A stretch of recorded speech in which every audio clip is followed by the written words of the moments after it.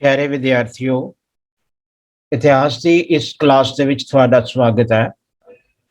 ਅੱਜ ਅਸੀਂ ਪਾਠ ਦੂਸਰਾ ਭਾਰਤ ਦੇ ਵਿੱਚ ਆਰੀਆ ਸਭਿਅਤਾ ਦੇ ਬਾਰੇ ਪੜ੍ਹਨ ਜਾ ਰਹੇ ਹਾਂ।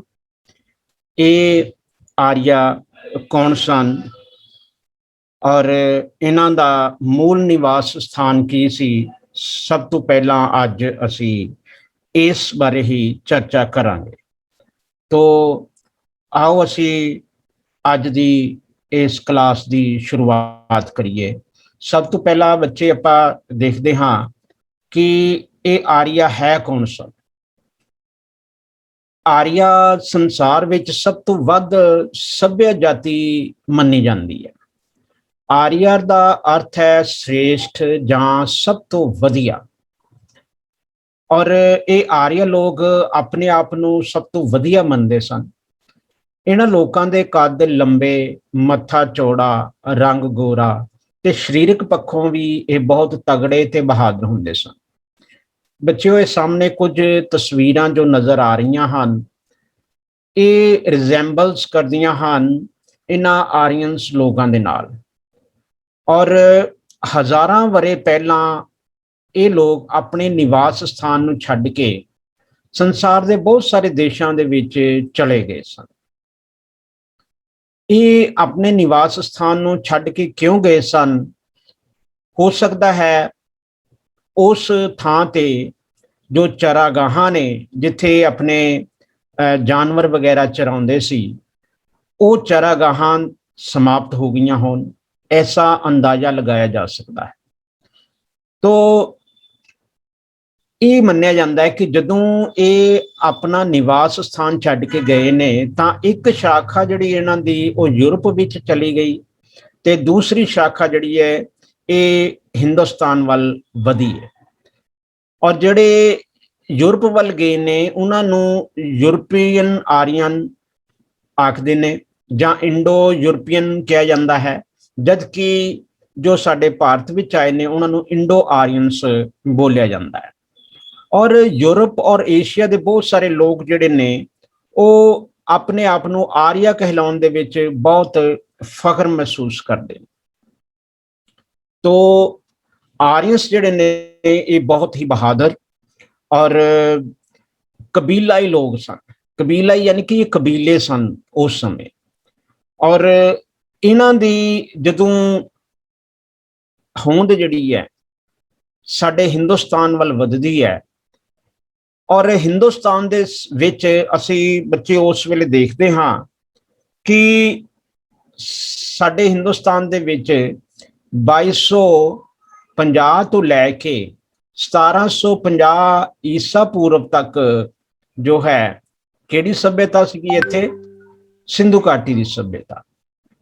तां सिंधु घाटी की सभ्यता तो बाद ये लोग जिहड़े ने इस साडे हिंदुस्तान दे विच आए ने। तो साडे हिंदुस्तान दे विच जदों आए ने तां उन्हां दे बारे असी अगे जाके पढ़ांगे।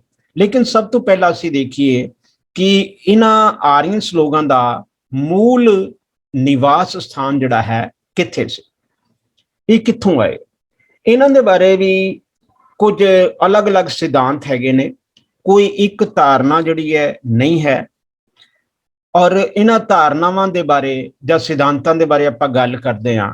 सब तो पहला जिहड़ा सिद्धांत है वो है सप्त सिंधु दा सिद्धांत। ये सिद्धांत जिहड़ा है एसी दास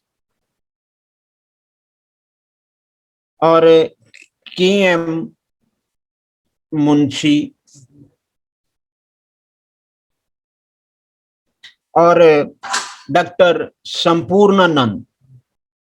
संपूर्णानंद इन्हां ने ये जिहड़ा सिद्धांत दिता है। इन्हां दे अनुसार ये जिहड़े लोग ने ये सप्त सिंधु दे विच ही रहिंदे सन। हुण सप्त सिंधु दा खेत्र किहड़ा है? बच्चों, आ जिहड़ा तुसीं नक्शा देख रहे हो साडे भारत दा नक्शा है, और ये नीले नीलियां जिहड़े तुहानूं नदियां नज़र आ रही। हुण इस थां ते आ वाला जिहड़ा खेत्र है, ए वाला ये सप्त सिंधु का खेत्र है। ਸਪਤ ਸਿੰਧੂ ਇਹਨੂੰ ਕਿਉਂ ਕਿਹਾ ਜਾਂਦਾ ਹੈ? ਸਪਤ ਸਿੰਧੂ, ਸਪਤ ਸਿੰਧੂ ਕਿਉਂ ਕਿਹਾ ਜਾਂਦਾ ਹੈ? ਕਿਉਂਕਿ ਇੱਥੇ 7 ਨਦੀਆਂ ਸਨ। ਇਹ ਜਿਹੜੀ ਪਹਿਲੀ ਨਦੀ ਹੈ ਇਹ ਸਿੰਧ ਨਦੀ ਹੈ। ਇਸ ਤੋਂ ਬਾਅਦ झेलम और चिनाब और रावी और ब्यास और सतलुज और 7वें नंबर से जिहड़ी है आंदी सी वो सरस्वती नदी। तो ये सप्त सिंधु का खेतर है और ये लोग कहते ने कि ये जिहड़े ऋग्वेद दे विच सिर्फ सप्त सिंधु प्रदेश का वर्णन मिलता है ते किसी होर देश का नहीं मिलता। इस करके अगर आर्य बाहरों आए होंदे तां ऋग्वेद विच दूसरे देशों का भी वर्णन जरूर होना सी। ऋग्वेद दे विच जिहड़ियां नदियां दा, रुखां दा जां पशु पंछियां दा जिक्र आउंदा है जां उपजां दा वर्णन इन्हां ने कीता है ऋग्वेद दे विच। इन्हां ने ऋग्वेद लिखिया सी आर्यन लोकां ने, यही साडा मुख स्रोत है। इहदे विच जो पढ़न तो बाद सानूं पता लगदा है कि इहदे विच जिहड़े रुखां दा, पशुआं दा, पंछियां दा, नदियां दा जिहड़ा जिक्र उन्हां ने कीता है वो सारे ही इस एरिया दे विच पाए जांदे ने। सारे इस करके कहंदे ने कि सप्त सिंधु प्रदेश दे विच ही रहिंदे सन, होर किसी थां ते नहीं सी रहिंदे। पर दूसरे जिहड़े होर विद्वान ने वो इन्हां दे इस सिद्धांत दे नाल सहमत नहीं हैगे। हुण वो किहड़ी अपनी दलील की दिंदे ने? उन्हां दी दलील ये हैगी है कि ऋग्वेद दे विच आर्यन जदों इत्थे आए ने ते इस थां ते जिहड़े दास सीगे उन्हां दे नाल, यानी कि आर्या और दास जां दस्यु भी जिन्हां ने किया है, उन्हां दीयां लड़ाइयां दा जिक्र बहुत आंदा है इहदे विच, ऋग्वेद दे विच। और इथों सानू पता लगता है कि आर्या बाहरों आए सन, इस करके उन्होंने इत्थे लड़ना पिया सी इस स्थान ते अपने आप नूं स्थापित करन दे वास्ते। और एक होर किहड़ा दसदे ने, दूसरी दलील की दिंदे ने, जेकर आर्या सप्त सिंधु दे निवासी सन तो इन्हां नूं बाहरों अपना उपजाऊ प्रदेश छड्ड के किसी दूसरे देशों में जाण दी लोड़ ही नहीं सी। जे ते अपना इन्हां दा खेतर उपजाऊ हुंदा ते इन्हां नूं होर थां ते जाण दी लोड़ ही नहीं सी। तो ये भी एक दलील जिहड़ी है दित्ती जांदी है। और तीसरी दलील इहदे वास्ते की दित्ती जांदी है कि ये लोग जिहड़े ने इन्हां नूं शेर और हाथी इहदे बारे ज्ञान नहीं सीगा। आर्यंस लोग जिहड़े ने जदों आए ने, जबकि शेर और हाथी जिहड़े ने ये तां सारे साडे भारत दे विच पाए जांदे ने। अगर इन्हां नूं इह ज्ञान हुंदा तां इत्थों असीं मान सकदे सी इत्थे ही रहिंदे ने, लेकिन इन्हां नूं इस चीज़ की कोई जानकारी नहीं सी जिहड़ी कि भारत विच आम ही पाए जांदे ने। तो इत्थों ये सिद्ध हुंदा आ कि ये जिहड़े आर्यंस ने ये बाहरों आए सन और सप्त सिंधु इलाके दे विच ये नहीं सन रहिंदे।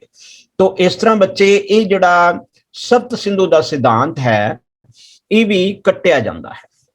हुण असीं अगे चलीए, दूसरा सिद्धांत की है? वो है बच्चे तिब्बत का सिद्धांत। तिब्बत का सिद्धांत ए बच्चे देखो, ये साडा इंडिया है ये वाला, और इंडिया दे ऊपर जिहड़ा ए वाला हिस्सा नजर आ रहा है ये है तिब्बत, ये है तिब्बत। हुण तिब्बत का सिद्धांत जिहड़ा जिन्हां ने दिता है वो हैगे ने स्वामी दयानंद जी। स्वामी दयानंद जी ने ये सिद्धांत दिता है कि ये आर्यंस जिहड़े ने ये तिब्बत तो आए सीगे। हुण ये अपने सिद्धांत दे विच की आखदे ने, ये अपने सिद्धांत दे विच ये कहंदे ने कि आर्य लोग जिहड़े ने वो सूरज ते अग्नि, सूरज ते अग्नि यानी कि अग दी पूजा करते सन। क्यों करते सन? क्योंकि यह वाला जिहड़ा इलाका है इत्थे बहुत ज्यादा ठंड पैंदी है, बहुत ज्यादा ठंडा इलाका है। ते इस करके वो कहंदे ने कि ये लोग इस स्थान तो साडे भारत दे विच इस तरह आए होणगे। और इस तो इलावा ये भी गल कहंदे ने कि जिहड़े रुखां दा, पंछियां दा इन्हां ने वर्णन कीता है ऋग्वेद दे विच वो सारा ही इस स्थान ते पाया जांदा है, तिब्बत विचों मिलदे ने। लेकिन की है कि डॉक्टर संपूर्णानंद जिहड़े ने ਉਹ ਤਿੱਬਤ ਦੇ ਸਿਧਾਂਤ ਨੂੰ ਨਕਾਰਦੇ ਨੇ ਔਰ ਇਸ ਦਾ ਖੰਡਨ ਕਰਦੇ ਨੇ। ਹੁਣ ਉਹਨਾਂ ਦਾ ਵਿਚਾਰ ਕੀ ਹੈ, ਉਹ ਕਹਿੰਦੇ ਨੇ ਅਗਰ ਠੰਡ ਨੂੰ ਮੁੱਖ ਰੱਖਦਿਆਂ ਸਾਰੇ ਆਪਾਂ ਮੰਨ ਲਈਏ ਕਿ ਸੂਰਜ ਤੇ ਅਗਨੀ ਦੀ ਪੂਜਾ ਕਰਦੇ ਸਨ, ਤਾਂ ਠੰਡ ਦਾ ਸਿਧਾਂਤ ਜਿਹੜਾ ਹੈ ਉਹ ਜਿਹੜਾ ਹੈ ਪਚਦਾ ਨਹੀਂ ਹੈ, ਕਿਉਂਕਿ ਹੋਰ ਵੀ ਬਹੁਤ ਸਾਰੇ ਮੁਲਕ ਹੈਗੇ ਨੇ ਜਿੱਥੇ ਬਹੁਤ ਜ਼ਿਆਦਾ ਠੰਡ ਪੈਂਦੀ ਹੈ, ਪਰ ਉੱਥੋਂ ਦੇ ਜਿਹੜੇ ਲੋਕ ਨੇ ਉਹ ਇਹਦੀ ਪੂਜਾ ਜਿਹੜੀ ਸੂਰਜ ਜਾਂ ਅਗਨੀ ਦੀ ਨਹੀਂ ਕਰਦੇ। ਜਿਸ ਤਰ੍ਹਾਂ ਇਹ ਵਾਲਾ ਉੱਪਰਲਾ ਜਿਹੜਾ ਇਲਾਕਾ ਹੈ ਇਹ ਇੱਕ ਆਰਕੈਟਿਕ ਦਾ ਇਲਾਕਾ ਹੈ, ਉੱਤਰੀ ਧਰੁਵ ਦਾ ਇਲਾਕਾ ਹੈ, ਪਰ ਇੱਥੇ ਜਿਹੜੇ ਐਸਕੀਮੋ ਲੋਕ ਰਹਿੰਦੇ ਨੇ, ਐਸਕੀਮੋ ਲੋਕ ਜਿਹੜੇ ਇੱਥੇ ਰਹਿੰਦੇ ਨੇ ਉਹ ਤਾਂ ਅੱਗ ਦੀ ਪੂਜਾ ਕਰਦੇ ਹੀ ਨਹੀਂ ਹੈਗੇ। ਤਾਂ ਜਦ ਕਿ ਦੂਸਰੇ ਪਾਸੇ ਇੱਕ ਪੀਰੂ ਦੇਸ਼ ਹੈ, ਪੀਰੂ, ਉੱਥੇ ਇੰਨੀ ਠੰਡ ਨਹੀਂ ਪੈਂਦੀ, ਪਰ ਉਹ ਲੋਕ ਜਿਹੜੇ ਨੇ ਉਹ ਫਿਰ ਵੀ ਸੂਰਜ ਦੀ ਪੂਜਾ ਕਰਦੇ ਨੇ। ਤਾਂ ਇਸ ਕਰਕੇ ਇਹ ਸਿਧਾਂਤ ਜਿਹੜਾ ਇਹ ਵੀ ਜਿਹੜਾ ਕਿ ਮੰਨਣਯੋਗ ਨਹੀਂ ਹੈ ਕਿ ਇਹ ਤਿੱਬਤ ਤੋਂ ਜਿਹੜੇ ਨੇ ਆਏ ਹੋਣਗੇ। ਤਾਂ ਇਸ ਤਰ੍ਹਾਂ ਦਇਆਨੰਦ ਦਾ ਜਿਹੜਾ ਸਿਧਾਂਤ ਹੈ ਕਿ ਇਹ ਤਿੱਬਤ ਤੋਂ ਆਏ ਸਨ ਔਰ ਸੂਰਜ ਔਰ ਅਗਨੀ ਦੀ ਪੂਜਾ ਜੋ ਕਰਦੇ ਸਨ, ਤੇ ਇਹ ਸਿਧਾਂਤ ਜੋ ਹੈ ਇਹ ਵੀ ਨਕਾਰਿਆ ਜਾਂਦਾ ਹੈ ਔਰ ਇਹਦਾ ਵੀ ਜਿਹੜਾ ਹੈ ਖੰਡਨ ਕੀਤਾ ਜਾਂਦਾ ਹੈ। ਔਰ ਅਗਲਾ ਜਿਹੜਾ ਤੀਸਰਾ ਸਿਧਾਂਤ ਆਪਾਂ ਦੇਖੀਏ ਉਹ ਹੈ ਉੱਤਰੀ ਧਰੁਵ ਦਾ ਸਿਧਾਂਤ। ਇਹ ਸਿਧਾਂਤ ਜਿਹੜਾ ਹੈ ਕਿਹਨਾਂ ਨੇ ਦਿੱਤਾ ਸੀ? ਇਹ ਸਭ ਤੋਂ ਪਹਿਲਾਂ ਆਪਾਂ ਬੱਚਿਓ ਦੇਖੀਏ ਕਿ ਇਹ ਸਿਧਾਂਤ ਜਿਹੜਾ ਹੈ ਉੱਤਰੀ ਧਰੁਵ ਦਾ ਇਹ ਦਿੱਤਾ ਸੀ ਸਾਨੂੰ ਬਾਲ ਗੰਗਾਧਰ ਤਿਲਕ ਨੇ। ਇਹ ਬਾਲ ਗੰਗਾਧਰ ਤਿਲਕ ਦੀ ਤਸਵੀਰ ਹੈ ਜਿਹੜੀ ਤੁਸੀਂ ਦੇਖ ਰਹੇ ਹੋ ਇਸ ਸਮੇਂ। ਤਾਂ ਬਾਲ ਗੰਗਾਧਰ ਤਿਲਕ ਦਾ ਜਿਹੜਾ ਸਿਧਾਂਤ ਸੀ ਉਹ ਸੀਗਾ ਉੱਤਰੀ ਧਰੁਵ ਦਾ ਸਿਧਾਂਤ। ਹੁਣ ਇਸ ਨਕਸ਼ੇ ਦੇ ਵਿੱਚ ਇਹ ਜਿਹੜਾ ਉੱਪਰਲਾ ਚਿੱਟਾ ਵਾਲਾ ਹਿੱਸਾ ਹੈ ਇਹ ਹੈ ਉੱਤਰੀ ਧਰੁਵ, ਉੱਤਰੀ ਧਰੁਵ। ਹੁਣ ਬਾਲ ਗੰਗਾਧਰ ਤਿਲਕ ਜਿਹੜੇ ਨੇ ਉਹਨਾਂ ਨੇ ਕੀ ਕਿਹਾ ਹੈ, ਉਹ ਕਹਿੰਦੇ ਨੇ ਉਹਨਾਂ ਦੀ ਇੱਕ ਕਿਤਾਬ ਸੀ ਆਰਕੈਟਿਕ ਹੋਮਸ ਇਨ ਵੇਦਾਸ, ਆਰਕੈਟਿਕ ਹੋਮਸ ਇਨ ਵੇਦਾਸ। ਇਹਦੇ ਵਿੱਚ ਉਹਨਾਂ ਨੇ ਲਿਖਿਆ ਹੈ ਕਿ ਆਰੀਆ ਜਿਹੜੇ ਲੋਕ ਨੇ ਉਹ ਉੱਤਰੀ ਧਰੁਵ ਪ੍ਰਦੇਸ਼ ਦੇ ਇੱਥੋਂ ਦੇ ਰਹਿਣ ਵਾਲੇ ਸਨ ਔਰ ਇੱਥੋਂ ਉਹ ਕਹਿੰਦੇ ਨੇ ਕਿ ਭਾਰਤ ਦੇ ਵਿੱਚ ਔਰ ਈਰਾਨ ਦੇ ਵਿੱਚ, ਇਹ ਈਰਾਨ ਹੈ, ਔਰ ਇੱਥੋਂ ਹੀ ਉਹ ਯੂਰਪੀਅਨ ਦੇਸ਼ਾਂ ਦੇ ਵਿੱਚ ਚਲੇ ਗਏ। ਹੁਣ ਇਸ ਕਰਕੇ ਉਹ ਕਹਿੰਦੇ ਨੇ ਕਿ ਰਿਗਵੇਦ ਦੇ ਵਿੱਚ, ਕਿਉਂਕਿ ਹਰ ਇੱਕ ਜਿਹੜੇ ਨੇ ਸਾਨੂੰ ਰਿਗਵੇਦ ਪੜ੍ਹਨਾ ਪੈਂਦਾ ਹੈ ਇਹਨਾਂ ਦੇ ਬਾਰੇ ਜਾਣਕਾਰੀ ਲੈਣ ਲਈ, ਤਾਂ ਰਿਗਵੇਦ ਹੀ ਇੱਕ ਸਾਡਾ ਸਰੋਤ ਹੈ। ਹੁਣ ਬਾਲ ਗੰਗਾਧਰ ਤਿਲਕ ਜੀ ਕਹਿ ਰਹੇ ਨੇ ਕਿ ਰਿਗਵੇਦ ਦੇ ਵਿੱਚ ਵਰਣਨ ਮਿਲਦਾ ਹੈ ਕਿ ਆਰੀਆਂ ਦਾ ਮੂਲ ਨਿਵਾਸ ਸਥਾਨ ਜਿਹੜਾ ਹੈ ਉੱਥੇ ਬਹੁਤ ਜ਼ਿਆਦਾ ਸਰਦੀ ਪੈਂਦੀ ਸੀ, ਠੰਡ ਪੈਂਦੀ ਸੀ। ਹੁਣ ਇਹ ਅਸੀਂ ਜਿਹੜਾ ਹੈ ਠੰਡ ਦਾ ਸਿਧਾਂਤ ਜਿਹੜਾ ਆਪਾਂ ਪਹਿਲਾਂ ਤਿੱਬਤ ਦੇ ਵਿੱਚ ਸਿਧਾਂਤ ਦੇ ਵਿੱਚ ਵੀ ਪੜ੍ਹਿਆ ਹੈ ਕਿ ਤਿੱਬਤ ਵਾਲਾ ਵੀ ਇਲਾਕਾ ਜਿਹੜਾ ਬਹੁਤ ਹੀ ਠੰਡਾ ਹੈ ਔਰ ਉੱਤਰੀ ਧਰੁਵ ਦਾ ਇਲਾਕਾ ਵੀ ਬਹੁਤ ਜਿਹੜਾ ਠੰਡਾ ਹੈ। ਤੋ ਸਵਾਮੀ ਦਇਆਨੰਦ ਨੇ ਜਿਹੜਾ ਕਿਹਾ ਕਿ ਤਿੱਬਤ ਦੇ ਵਿੱਚ ਠੰਡ ਹੁੰਦੀ ਹੈ, ਸੂਰਜ ਔਰ ਅਗਨੀ ਦੀ ਪੂਜਾ ਕਰਦੇ ਸੀ, ਉਸ ਨੂੰ ਅਸੀਂ ਨਕਾਰ ਦਿੱਤਾ। ਲੇਕਿਨ ਹੁਣ ਬਾਲ ਗੰਗਾਧਰ ਤਿਲਕ ਜੀ ਕਹਿ ਰਹੇ ਨੇ ਆਪਣੀ ਆਰਕੈਟਿਕ ਹੋਮਸ ਇਨ ਵੇਦਾ ਜਿਹੜੀ ਬੁੱਕ ਲਿਖੀ ਉਹਦੇ ਵਿੱਚ ਕਿ ਇਹ ਉੱਤਰੀ ਧਰੁਵ ਤੋਂ ਆਏ ਸੀਗੇ ਕਿਉਂਕਿ ਇੱਥੇ ਬਹੁਤ ਜ਼ਿਆਦਾ ਠੰਡ ਪੈਂਦੀ ਹੈ। ਔਰ ਉੱਥੇ ਉਹਨਾਂ ਨੇ ਲਿਖਿਆ ਕਿ 6 ਮਹੀਨੇ ਦਾ ਦਿਨ ਤੇ 6 ਮਹੀਨੇ ਦੀ ਰਾਤ ਹੁੰਦੀ ਸੀਗੀ, ਜਿਹੜੇ ਉੱਥੇ ਵਰਣਨ ਸਾਨੂੰ ਮਿਲਦੇ ਨੇ ਰਿਗਵੇਦ ਦੇ ਵਿੱਚ। ਪਰ ਕਹਿੰਦੇ ਨੇ ਕਿ ਇਹ 6 ਮਹੀਨੇ ਦਾ ਦਿਨ ਜਾਂ 6 ਮਹੀਨੇ ਦੀ ਰਾਤ ਔਰ ਬਹੁਤ ਸਾਰੀ ਠੰਡ ਜਿਹੜੀ ਉੱਤਰੀ ਧਰੁਵ ਦੇ ਵਿੱਚ ਹੀ ਮਿਲਦੀ ਹੈ, ਇਸ ਕਰਕੇ ਇੱਥੋਂ ਆਏ ਹੋਣਗੇ। ਪਰ ਇਸ ਇਲਾਕੇ ਦੇ ਵਿੱਚ ਮੌਸਮ ਬੜਾ ਸੁਹਾਣਾ ਸੀ ਤੇ ਇੱਥੇ ਰਹਿਣਾ ਜਿਹੜਾ ਔਖਾ ਨਹੀਂ ਸੀ। ਪਰ ਹੌਲੀ ਹੌਲੀ ਕਹਿੰਦੇ ਨੇ ਭੂਗੋਲਿਕ ਪਰਿਵਰਤਨ ਹੋਏ ਔਰ ਪਰਿਵਰਤਨਾਂ ਦੇ ਕਾਰਨ ਇਹ ਇਲਾਕਾ ਇੰਨਾ ਕੁ ਜ਼ਿਆਦਾ ਠੰਡਾ ਹੋ ਗਿਆ ਕਿ ਉਹਨਾਂ ਨੂੰ ਇੱਥੋਂ ਜਾਣਾ ਪਿਆ। ਲੇਕਿਨ ਡਾਕਟਰ ਸੰਪੂਰਨਾਨੰਦ ਜਿਹੜੇ ਹੈਗੇ ਨੇ ਉਹਨਾਂ ਨੇ ਇਸ ਵਿਚਾਰ ਦਾ ਵੀ ਖੰਡਨ ਕੀਤਾ ਹੈ। ਹੁਣ ਉਹ ਕੀ ਕਹਿੰਦੇ ਨੇ ਕਿ ਉਹ ਵੀ ਇਹ ਗੱਲ ਕਹਿੰਦੇ ਨੇ ਕਿ ਰਿਗਵੇਦ ਦੇ ਵਿੱਚ ਕਿਸੇ ਵੀ ਥਾਂ ਤੇ ਉੱਤਰੀ ਧਰੁਵ ਜਿਹੜਾ ਪ੍ਰਦੇਸ਼ ਹੈ ਉਹਦਾ ਵਰਣਨ ਨਹੀਂ ਮਿਲਦਾ ਸਾਨੂੰ। ਰਿਗਵੇਦ ਵਿੱਚ ਉੱਤਰੀ ਧਰੁਵ ਦਾ ਵਰਣਨ ਜਿਹੜਾ ਹੈ ਉਹ ਨਹੀਂ ਹੈ। ਤਾਂ ਇਸ ਕਰਕੇ ਇਹ ਜਿਹੜਾ ਸਿਧਾਂਤ ਹੈ ਇਹ ਵੀ ਬਿਲਕੁਲ ਨਕਾਰਿਆ ਜਾਂਦਾ ਹੈ। ਹੁਣ ਇਸ ਤੋਂ ਅਸੀਂ ਅਗਾਂਹ ਚੱਲੀਏ, ਅੱਗੇ ਆਂਦਾ ਹੈ ਬੱਚੇ ਉੱਤਰੀ ਜਰਮਨੀ ਦਾ ਸਿਧਾਂਤ। ਹੁਣ ਆ ਜਿਹੜਾ ਹੈ ਯੂਰਪ ਹੈ, ਯੂਰਪ ਦੇ ਵਿੱਚ ਇਹ ਜਿਹੜਾ ਇੱਕ ਖੇਤਰ ਹੈ ਇਹ ਹੈ ਜਰਮਨੀ, ਜਰਮਨੀ ਦਾ ਇਲਾਕਾ ਹੈ। ਤੋ ਆਪਾਂ ਇਸ ਨਕਸ਼ੇ ਨੂੰ ਥੋੜਾ ਜਿਹਾ ਵੱਡਾ ਕਰਕੇ ਦੇਖਦੇ ਹਾਂ। ਆ ਦੇਖੋ, ਇਹ ਯੂਰਪ ਦਾ ਖੇਤਰ ਹੈ, ਇਹ ਯੂਰਪ ਦਾ ਖੇਤਰ ਹੈ, ਇਹ ਵਾਲਾ ਸਾਰਾ ਹੀ, ਇਹ ਸਾਰਾ ਯੂਰਪ ਹੈ, ਔਰ ਇਹ ਜਰਮਨੀ ਹੈ, ਇਹ ਜਰਮਨੀ ਹੈ। ਔਰ ਇਹ ਕਹਿੰਦੇ ਨੇ ਕਿ ਇਹ ਉੱਤਰੀ ਜਰਮਨੀ ਤੋਂ ਇਹ ਆਏ ਸਨ। ਲੇਕਿਨ ਅਸੀਂ ਇਸ ਦੇ ਬਾਰੇ ਵੀ ਦੇਖਦੇ ਹਾਂ ਕਿ ਕੀ ਕਿਹਾ ਜਾਂਦਾ ਹੈ ਇਸ ਦੇ ਬਾਰੇ। ਹੁਣ ਉੱਤਰੀ ਜਰਮਨੀ ਦੇ ਵਿੱਚ ਜਿਹੜਾ ਸਿਧਾਂਤ ਦਿੱਤਾ ਹੈ ਇਹ ਹੈਗੇ ਨੇ ਪੈਂਕੇ।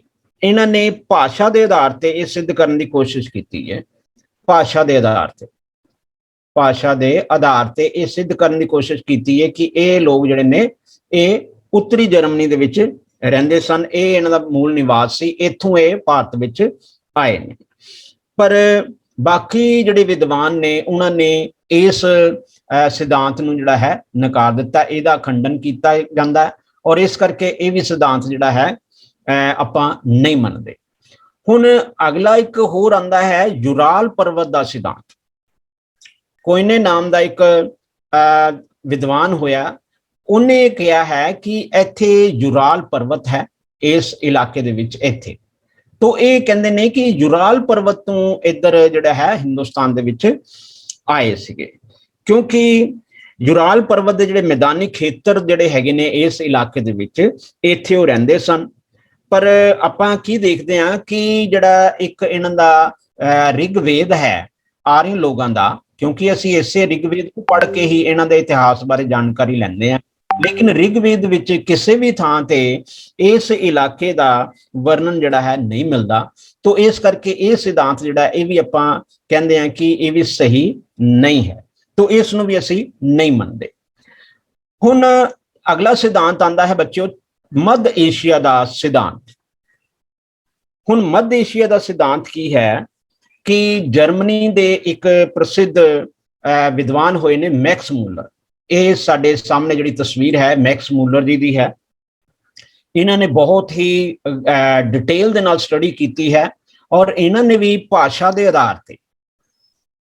ਆਧਾਰ ਤੇ ਸਟੱਡੀ ਕੀਤੀ ਹੈ, ਔਰ ਇੰਨੀ ਡੀਪਲੀ ਸਟੱਡੀ ਕੀਤੀ ਹੈ ਕਿ ਇਹਨਾਂ ਦੇ ਰਿਜ਼ੈਂਬਲੈਂਸ ਜਿਹੜੀ ਇਹਨਾਂ ਨੇ ਕੱਢੀ ਹੈ ਕਿ ਅਲੱਗ-ਅਲੱਗ ਦੇਸ਼ਾਂ ਦੀ ਜਿਹੜੀ ਭਾਸ਼ਾਵਾਂ ਨੇ ਉਹਨਾਂ ਦਾ ਜਿਹੜਾ ਹੈ ਆਪਸ ਦੇ ਵਿੱਚ ਕੀ ਸੁਮੇਲ ਹੈ, ਕੀ ਇਹਨਾਂ ਦਾ ਸਰੋਤ ਸੀਗਾ ਕਿਸੇ ਵੇਲੇ।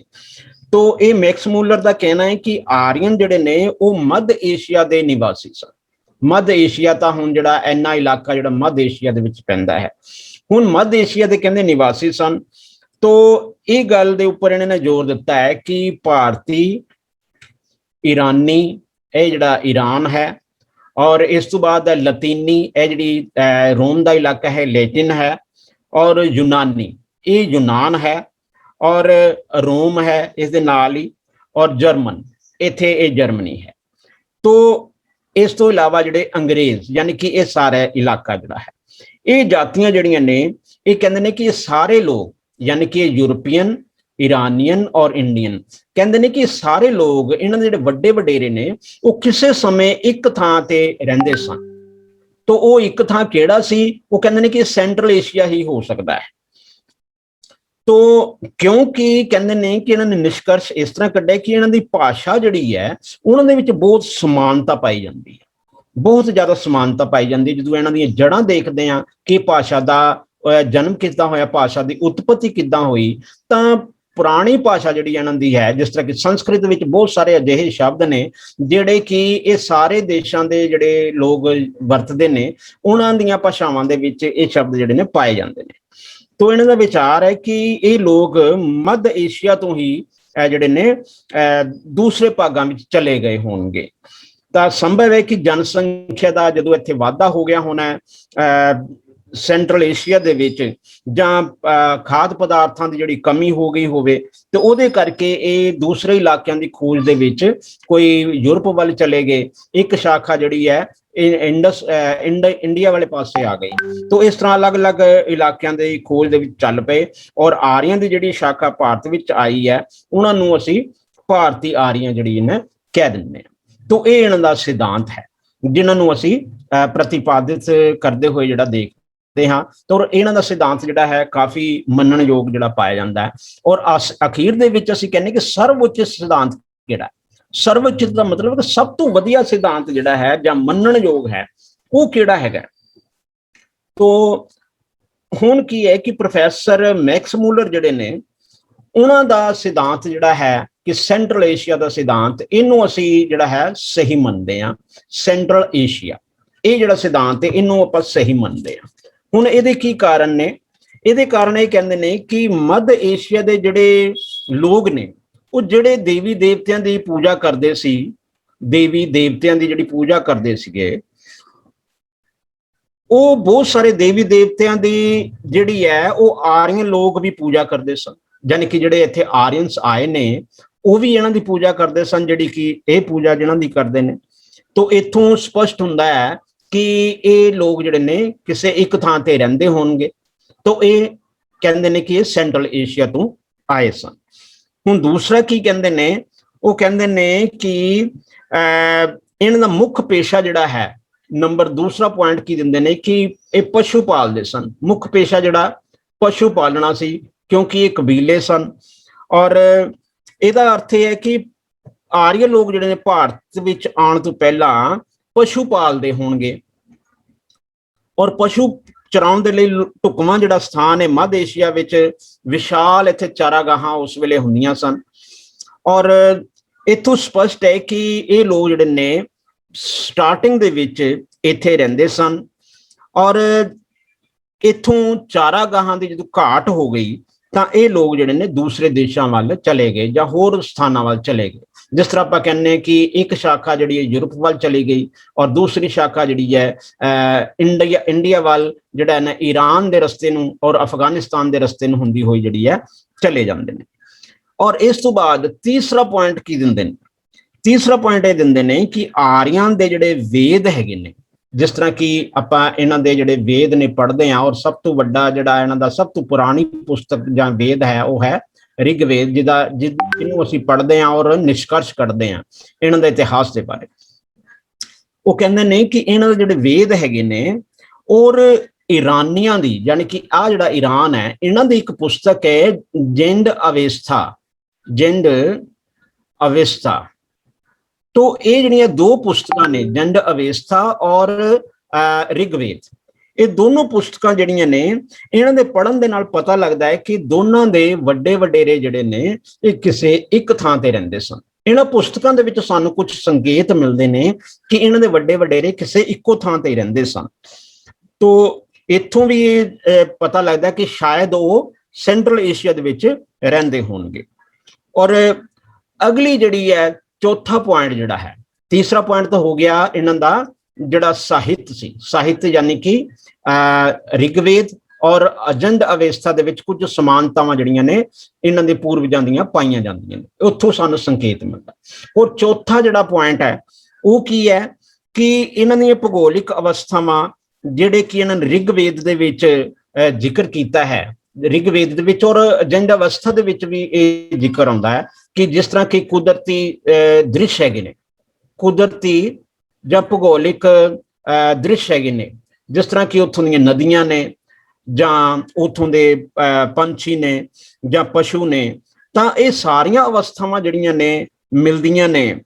ਤਾਂ ਇਹ ਸਾਰੀਆਂ ਹੀ ਜਿਹੜੀਆਂ ਚੀਜ਼ਾਂ ਨੇ ਇਹ ਇੱਕ ਥਾਂ ਤੇ ਜਿਹੜੀਆਂ ਪਾਈਆਂ ਜਾਂਦੀਆਂ ਨੇ ਮੱਧ ਏਸ਼ੀਆ ਦੇ ਵਿੱਚ, ਸਾਨੂੰ ਇਹ ਚੀਜ਼ਾਂ ਜਿਹੜੀਆਂ ਨੇ ਮਿਲਦੀਆਂ ਨੇ। तो इस करके ये कहा जाता है कि ये सारे जिहड़े आर्यंस ने, चाहे वो यूरोपियन आर्यंस होन या इंडियन आर्यंस होन, ये सारे ही एक थां ते यानी कि सेंट्रल एशिया दे विच रहिंदे सन। तो इस तरह असीं बच्चे देखते हाँ कि निष्कर्ष के तौर पर आपां देखते हैं कि सेंट्रल एशिया का जिहड़ा सिद्धांत है वो सही मन्निया जाता है कि आर्यंस लोग जिहड़े ने भारत विचों कित्थों आए सी, सेंट्रल एशिया दे विचों आए सीगे। और आए किधरों ने, एक शाखा जिहड़ी इन्हां दी यूरोप दे विच चली गई, उन्हां नूं जिहड़ा है इंडो यूरोपियन बोलिया जाता है, इंडो यूरोपियन।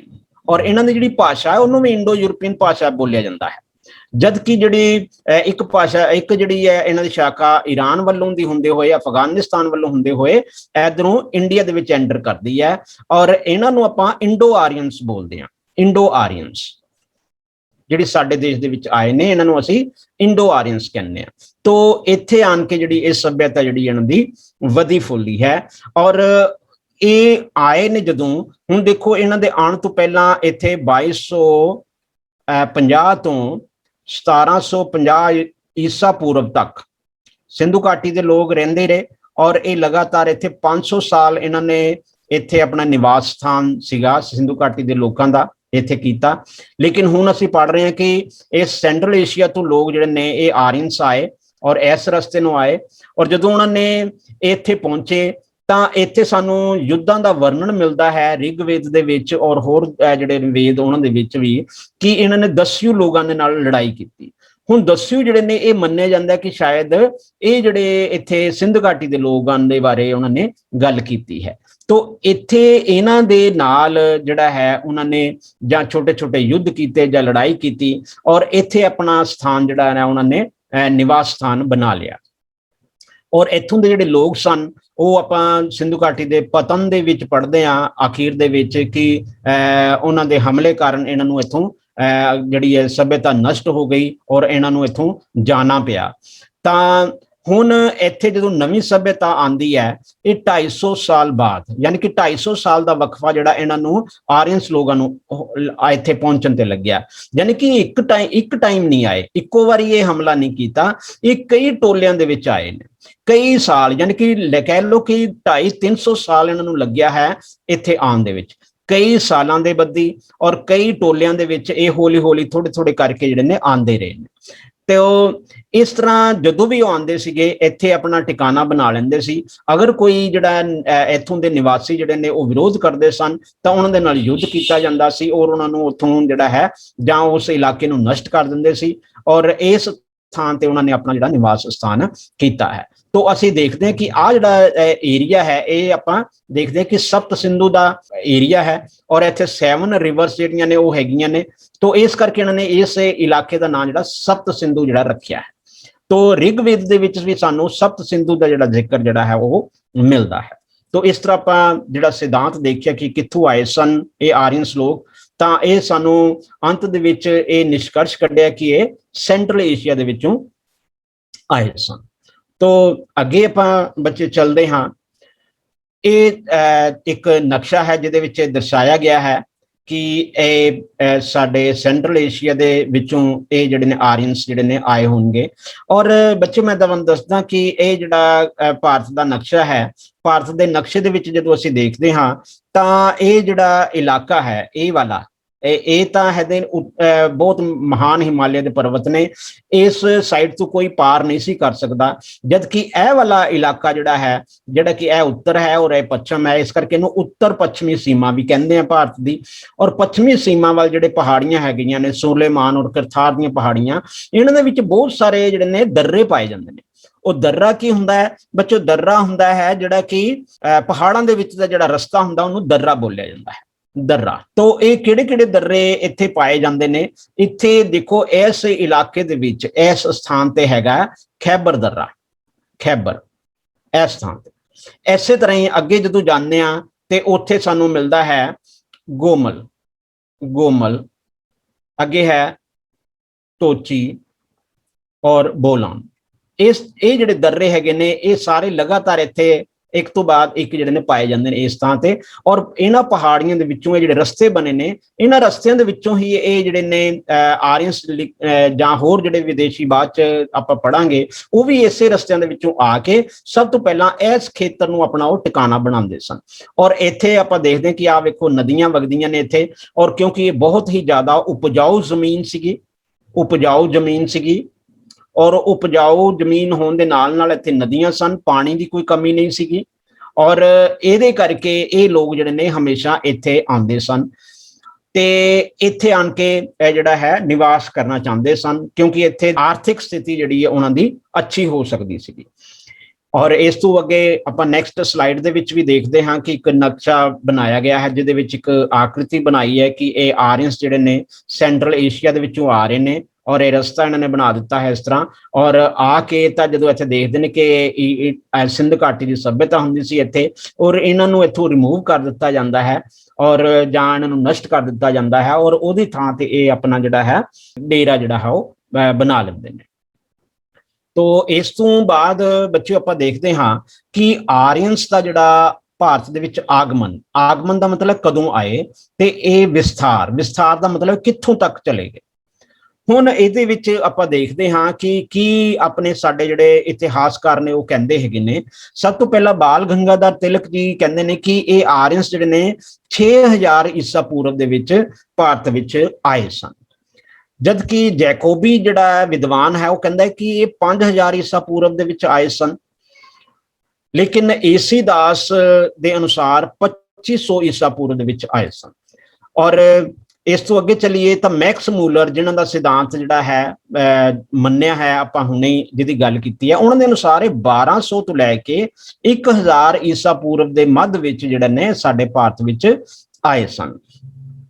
ਤੋ ਜ਼ਿਆਦਾਤਰ ਇਤਿਹਾਸਕਾਰ ਜਿਹੜੇ ਨੇ ਉਹ ਇਹਨਾਂ ਵਿੱਚੋਂ ਉੱਪਰਲਿਆਂ ਵਿੱਚੋਂ ਕੋਈ ਵੀ ਸਹੀ ਨਹੀਂ ਮੰਨਦੇ, ਲੇਕਿਨ ਜ਼ਿਆਦਾਤਰ ਇਤਿਹਾਸਕਾਰ ਜਿਹੜੇ ਨੇ ਉਹ 1500 ਤੋਂ ਲੈ ਕੇ 1000 ਦਾ ਜਿਹੜਾ ਸਮਾਂ ਹੈ ਉਸ ਨੂੰ ਮੰਨਦੇ ਨੇ ਕਿ ਇਸ ਦੌਰਾਨ ਇਹ ਆਰੀਅਨਸ ਜਿਹੜੇ ਨੇ ਇਹ ਇੱਥੇ ਆਏ ਸਨ ਔਰ ਇਸ ਥਾਂ ਤੇ ਉਹ ਆਪਣਾ ਜਿਹੜਾ ਉਹਨਾਂ ਨੇ ਸੱਭਿਅਤਾ ਵਸਾਈ ਸੀਗੀ।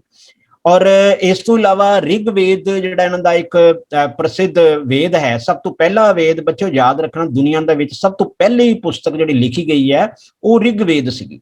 ਇਹ ਰਿਗਵੇਦ ਇਹਨਾਂ ਨੇ ਆਰੀਅਨਸ ਲੋਕਾਂ ਨੇ ਲਿਖੀ ਸੀ ਇਸ ਇਲਾਕੇ ਦੇ ਵਿੱਚ, ਸਾਡੇ ਆਪਣੇ ਪੰਜਾਬ ਦਾ ਇਲਾਕਾ ਜਿਹੜਾ ਹੈ ਯਾਨੀ ਕਿ ਸਪਤ ਸਿੰਧੂ ਦਾ ਇਲਾਕਾ ਜਿਹੜਾ ਉੱਥੇ ਆਣ ਕੇ। ਤਾਂ ਇਹਦੇ ਵਿੱਚ ਜਿਹੜੀਆਂ ਨਦੀਆਂ ਦੇ ਨਾਮ ਲਿਖੇ ਹੋਏ ਨੇ ਉੱਥੋਂ ਇਹ ਸਾਨੂੰ ਥੋੜਾ ਜਿਹਾ ਅੰਦਾਜ਼ਾ ਲੱਗਦਾ ਕਿ ਇਹ ਅਫਗਾਨਿਸਤਾਨ ਦੇ ਰਸਤੇ ਵੱਲੋਂ ਆਏ ਸਨ, ਕਿਉਂਕਿ ਇੱਥੋਂ ਦੇਖੋ ਇਹ ਜਿਹੜੇ ਤੁਹਾਨੂੰ ਮੈਂ ਹੁਣੇ ਦर्रे ਦੱਸੇ ਨੇ ਉਹਨਾਂ ਦਰਿਆਂ ਤੋਂ ਜਿਹੜਾ ਪਿੱਛੇ ਦਾ ਇਲਾਕਾ ਪੈਂਦਾ ਉਹ ਅਫਗਾਨਿਸਤਾਨ ਹੈ, ਤਾਂ ਉਸ ਰਸਤੇ ਤੋਂ ਉਹ ਸਾਡੇ ਭਾਰਤ ਵਿੱਚ ਆਏ ਨੇ। ਤਾਂ ਇੱਥੇ ਜਿਹੜੇ ਦ੍ਰਵਿੜ ਰਹਿੰਦੇ ਸਨ ਉਸ ਸਮੇਂ, ਜੇ ਦ੍ਰਵਿੜ ਆਪਾਂ ਕਹਿੰਦੇ ਹਾਂ ਕਿ ਜਿਹੜੀ ਕਿ ਸਿੰਧੂ ਘਾਟੀ ਦੀ ਸੱਭਿਅਤਾ ਦੇ ਲੋਕ ਸਨ, ਉਹ ਮੰਨੇ ਜਾਂਦੇ ਕਿ ਉਹ ਦ੍ਰਵਿੜ ਸਨ ਜਾਂ ਦਸਿਊ ਸਨ।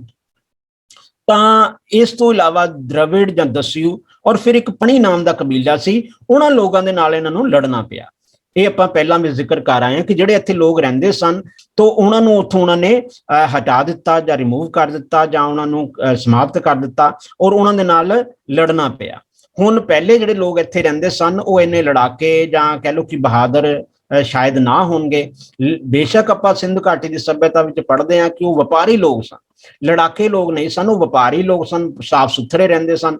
ਜਦਕਿ ਆਰੀਅਨਸ ਲੋਕ ਜਿਹੜੇ ਹੈਗੇ ਨੇ ਇਹ ਕਬੀਲਾਈ ਲੋਕ ਸਨ, ਕਬੀਲਿਆਂ ਦੇ ਵਿੱਚ ਰਹਿੰਦੇ ਸਨ ਔਰ ਇਹ ਪਸ਼ੂ ਪਾਲਣ ਦਾ ਕੰਮ ਕਰਦੇ ਸਨ ਔਰ ਇਹ ਜਿਹੜੇ ਲੋਕ ਨੇ ਇਹ ਕੁਦਰਤ ਦੀ ਵੀ ਪੂਜਾ ਕਰਦੇ ਸਨ। ਤੋਂ ਅੱਗੇ ਆਪਾਂ ਚੱਲਦੇ ਹਾਂ ਕਿ ਇਹ ਲੋਕ ਜਿਹੜੇ ਨੇ ਆਰੀਅਨਸ ਲੋਕ ਕਿੱਦਾਂ ਜਿੱਤ ਗਏ? ਚੰਗੇ ਹਥਿਆਰ, ਕਿਉਂਕਿ ਜਿਹੜੇ ਲੋਹੇ ਦੇ ਬਾਰੇ ਇਹ ਚੰਗੀ ਤਰ੍ਹਾਂ ਜਾਣਦੇ ਸਨ ਔਰ ਇਹਨਾਂ ਕੋਲ ਰੱਥ ਵੀ ਹੈਗੇ ਸਨ ਔਰ ਘੋੜਿਆਂ ਦੇ ਕਾਰਨ ਜਿਹੜੀ ਇਹਨਾਂ ਦੀ ਜਿੱਤ ਹੋਈ।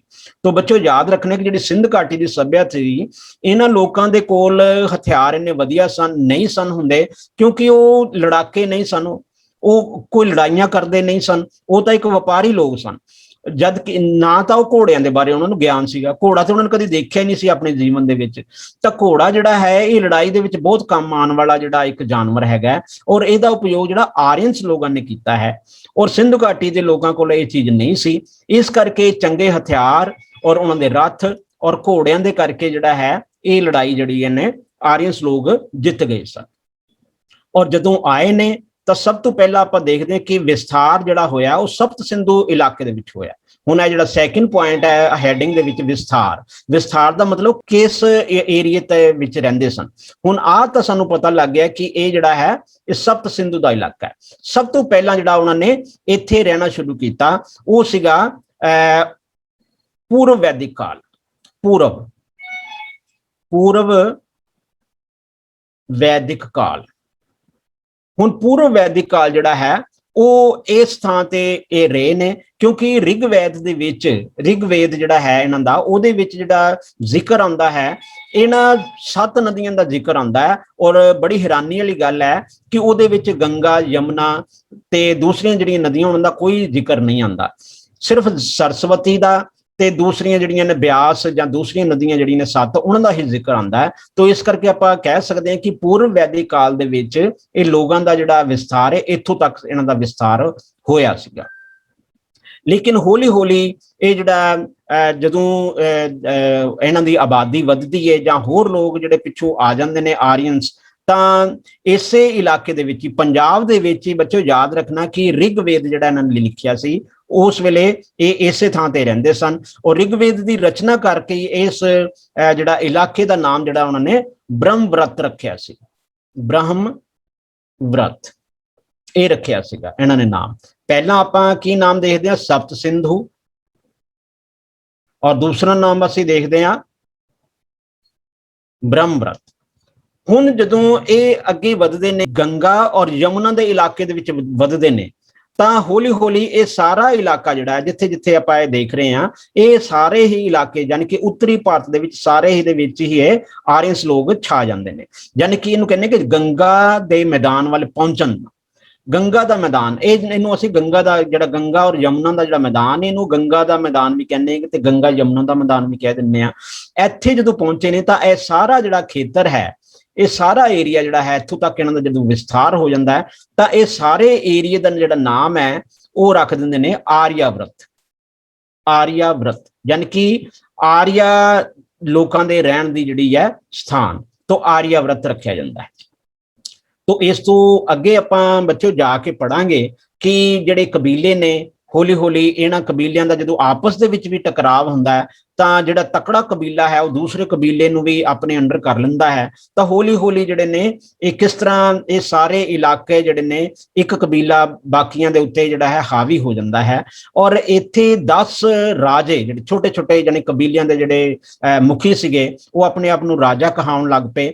ਔਰ ਬਾਅਦ ਵਿੱਚ ਇਹਨਾਂ ਛੋਟੇ ਛੋਟੇ ਰਾਜਿਆਂ ਦਾ ਜਦੋਂ ਆਪਸ ਦੇ ਵਿੱਚ ਜਿਹੜਾ ਲੜਾਈਆਂ ਝਗੜੇ ਹੁੰਦੇ ਨੇ, ਤੋਂ ਇੱਕ ਜਿਹੜਾ ਵੱਡਾ ਰਾਜਾ ਹੈ ਬਣ ਜਾਂਦਾ ਦੂਸਰੇ ਇਲਾਕਿਆਂ ਦੇ ਕਬਜ਼ੇ ਕਰਕੇ। ਤਾਂ ਕਿਵੇਂ ਇਹ ਹੌਲੀ ਹੌਲੀ ਜਿਹੜਾ ਹੈ ਇਸ ਇਲਾਕੇ ਦੇ ਵਿੱਚ, ਆਹ ਵਾਲਾ ਜਿਹੜਾ ਇਲਾਕਾ ਹੈ, ਇੱਥੇ ਮਗਧ ਲਿਖਿਆ ਹੋਇਆ ਹੈ, ਤੋਂ ਮਗਧ ਦਾ ਉਥਾਨ ਹੁੰਦਾ ਹੈ। ਮਗਧ, ਇਸ ਤੋਂ ਮਗਧ ਦੇ ਉਥਾਨ ਤੋਂ ਪਹਿਲਾਂ ਜਿਹੜੀ ਇਹ 10 ਰਾਜੇ ਨੇ, ਇਹਨਾਂ ਦੀ ਜਦੋਂ ਆਪਸ ਦੇ ਵਿੱਚ ਲੜਾਈ ਹੁੰਦੀ ਹੈ, ਤਾਂ ਉਹਨਾਂ ਦੇ ਵਿੱਚ ਇੱਕ ਜਿਹੜਾ ਜੇਤੂ ਰਹਿੰਦਾ ਹੈ ਕਬੀਲਾ, ਉਸ ਜੇਤੂ ਕਬੀਲਾ ਦਾ ਜਿਹੜਾ ਮੁਖੀ ਸੀ ਉਹਦਾ ਨਾਮ ਭਰਤ ਸੀਗਾ, ਭਰਤ। ਤੋਂ ਇਸ ਕਰਕੇ ਇਸੇ ਦੇ ਨਾਮ ਦੇ ਜਿਹੜਾ ਇਸ ਇਲਾਕੇ ਦਾ ਨਾਮ ਜਿਹੜਾ ਹੈ, ਸਾਡੇ ਦੇਸ਼ ਦਾ ਨਾਮ ਜਿਹੜਾ ਭਾਰਤ ਪਿਆ, ਭਾਰਤ। ਤੋਂ ਇਸ ਤਰ੍ਹਾਂ ਬੱਚਿਓ ਅਸੀਂ ਦੇਖਦੇ ਹਾਂ ਕਿ ਇਹ ਆਰੀਅਨਸ ਜਿਹੜੇ ਨੇ ਇਹ ਕਿਸ ਤਰ੍ਹਾਂ ਸਾਡੇ ਸੈਂਟਰਲ ਏਸ਼ੀਆ ਦੇ ਵਿੱਚੋਂ ਆਏ। ਔਰ ਇਸ ਅਫਗਾਨਿਸਤਾਨ ਦੇ ਰਸਤੇ ਸਭ ਤੋਂ ਪਹਿਲਾਂ ਇਹ ਜਿਹੜਾ 7 ਨਦੀਆਂ ਦਾ ਖੇਤਰ ਹੈ ਸਾਡੇ ਪੰਜਾਬ ਦਾ, ਇੱਥੇ ਉਹ ਆਪਣੀ ਸੱਭਿਅਤਾ ਜਿਹੜੀ ਬਣਾਈ ਹੈ, ਔਰ ਇੱਥੇ ਹੀ ਰਿਗਵੇਦ ਦੀ ਰਚਨਾ ਹੋਈ ਹੈ। ਔਰ ਇਸ ਤੋਂ ਬਾਅਦ ਜਦੋਂ ਉਹ ਅੱਗੇ ਵੱਧਦੇ ਨੇ, ਤਾਂ ਹੋਰ ਜਿਹੜਾ ਇਲਾਕਾ ਅੱਗੇ ਆ ਜਾਂਦਾ ਹੈ, ਤਾਂ ਉਦੋਂ ਇਹ ਜਿਹੜੀ ਹੈ ਰਚਨਾ ਕੀਤੀ ਜਾਂਦੀ ਹੈ ਮਹਾਭਾਰਤ ਔਰ ਰਮਾਇਣ ਦੀ। ਮਹਾਭਾਰਤ ਔਰ ਰਮਾਇਣ ਜਦੋਂ ਇਹਨਾਂ ਦੀ ਰਚਨਾ ਹੁੰਦੀ ਹੈ, ਤਾਂ ਉਹ ਜਿਹੜਾ ਕਾਲ ਹੈ ਉਸ ਨੂੰ ਅਸੀਂ ਉੱਤਰ ਵੈਦਿਕ ਕਾਲ ਬੱਚਿਓ ਆਖਦੇ ਹਾਂ। ਤੋਂ ਪਹਿਲਾ ਜਿਹੜਾ ਸੀ, ਜਦੋਂ ਤੱਕ ਉਹ ਇੱਥੇ ਰਹਿੰਦੇ ਸੀਗੇ, ਉਹਨੂੰ ਕਹਿੰਦੇ ਨੇ ਪੂਰਵ ਵੈਦਿਕ ਕਾਲ। ਤੇ ਜਦੋਂ ਤੱਕ ਉਹ ਇੱਥੇ ਆ ਜਾਂਦੇ ਨੇ, ਤਾਂ ਉਹਨਾਂ ਨੂੰ ਕਹਿੰਦੇ ਆਪਾਂ ਉੱਤਰ ਵੈਦਿਕ ਕਾਲ, ਯਾਨੀ ਕਿ ਬਾਅਦ ਦਾ ਜਿਹੜਾ ਹੈ ਵੈਦਿਕ ਕਾਲ। ਕਿਉਂਕਿ ਉਸ ਸਮੇਂ ਜਿਹੜਾ ਹੈ, ਇਹ ਜਿਹੜਾ ਪਹਿਲਾ ਪੂਰਵ ਵੈਦਿਕ ਕਾਲ ਹੈ, ਇਹਦੀ ਸਾਨੂੰ ਯਾਦ ਰੱਖਣਾ ਕਿ ਇੱਥੇ ਰਿਗਵੇਦ ਔਰ ਬਾਕੀ ਜਿਹੜੇ ਨੇ ਵੇਦ ਉਹ ਰਚੇ ਗਏ। ਰਿਗਵੇਦ ਔਰ ਬਾਕੀ ਜਿਹੜਾ ਇਹਨਾਂ ਦਾ ਸਾਹਿਤ ਸੀਗਾ, ਜਿਹਦੇ ਵਿੱਚ ਉਪਨਿਸ਼ਦ ਵਗੈਰਾ ਵੀ ਆਉਂਦੇ ਨੇ ਔਰ ਜਿਹੜੀਆਂ ਸਮ੍ਰਿਤੀਆਂ ਵਗੈਰਾ ਆਉਂਦੀਆਂ ਨੇ। ਤੋਂ ਉੱਤਰ ਵੈਦਿਕ ਕਾਲ ਦੇ ਵਿੱਚ ਰਮਾਇਣ ਔਰ ਮਹਾਭਾਰਤ ਜਿਹੜੇ ਨੇ ਲਿਖੇ ਜਾਂਦੇ ਨੇ, ਰਮਾਇਣ ਤੇ ਮਹਾਭਾਰਤ। ਤੋਂ ਇਹ ਆਪਾਂ 2 ਜਿਹੜੀਆਂ ਨੇ ਚੀਜ਼ਾਂ ਯਾਦ ਰੱਖ ਸਕਦੇ ਹਾਂ। ਪੂਰਵ ਵੈਦਿਕ ਕਾਲ ਜਿਹੜਾ ਹੈ ਉਹਨਾਂ ਦਾ ਖੇਤਰ ਇੱਥੋਂ ਤੱਕ ਸੀਗਾ, ਔਰ ਉੱਤਰ ਵੈਦਿਕ ਕਾਲ ਦੇ ਵਿੱਚ ਇਹ ਹੋਰ ਵੀ ਅਗਾਂਹ ਜਿਹੜੇ ਨੇ ਵੱਧ ਜਾਂਦੇ ਨੇ। ਭਾਰਤ ਦੇ ਬਹੁਤ ਸਾਰੇ ਹਿੱਸੇ ਤੇ ਜਿਹੜਾ ਹੈ ਇਹਨਾਂ ਦਾ ਆਧਿਪਤਿਆ ਜਾਂ ਕਿ ਕਹਿ ਲਓ ਕਿ ਕਬਜ਼ਾ ਜਿਹੜਾ ਹੋ ਜਾਂਦਾ ਹੈ। ਤੋਂ ਬੱਚਿਓ, ਇਸ ਤੋਂ ਬਾਅਦ ਅਸੀਂ ਆਰੀਅਨ ਲੋਕਾਂ ਦਾ ਰਾਜਨੀਤਿਕ ਜੀਵਨ ਕਿਸ ਤਰ੍ਹਾਂ ਦਾ ਸੀ, ਆਰਥਿਕ ਜੀਵਨ, ਸਮਾਜਿਕ ਜੀਵਨ ਤੇ ਧਾਰਮਿਕ ਜੀਵਨ ਕਿੱਦਾਂ ਦਾ ਸੀ, ਇਸ ਦੇ ਬਾਰੇ ਅਸੀਂ ਹੁਣ ਅਗਲੀ ਕਲਾਸ ਦੇ ਵਿੱਚ ਜਾਣਨ ਦੀ ਕੋਸ਼ਿਸ਼ ਕਰਾਂਗੇ। ਤੋ ਅੱਜ ਦੀ ਜਿਹੜੀ ਕਲਾਸ ਹੈ ਮੇਰੇ ਖਿਆਲ ਤੁਹਾਨੂੰ ਕਾਫੀ ਕੁਝ ਆਰੀਅਨਸ ਦੇ ਬਾਰੇ ਸਮਝ ਜਿਹੜੀ ਆ ਗਈ ਹੋਏਗੀ ਕਿ ਇਹਨਾਂ ਦੇ ਜਿਹੜੇ ਸਿਧਾਂਤ ਕਿੰਨੇ ਦਿੱਤੇ ਹੋਏ ਨੇ, ਔਰ ਆਖਰ ਦੇ ਵਿੱਚ ਕਿਹੜਾ ਸਿਧਾਂਤ ਅਸੀਂ ਮੰਨਦੇ ਹਾਂ ਉਹ ਹੈ ਸੈਂਟਰਲ ਏਸ਼ੀਆ ਦਾ ਸਿਧਾਂਤ। ਤੋ ਇਸ ਵੀਡੀਓ ਨੂੰ ਤੁਸੀਂ ਬਾਰ-ਬਾਰ ਰਿਵਾਈਂਡ ਕਰਕੇ ਬੱਚਿਓ ਦੇਖ ਸਕਦੇ ਹੋ। ਤੋ ਬਹੁਤ ਬਹੁਤ ਧੰਨਵਾਦ।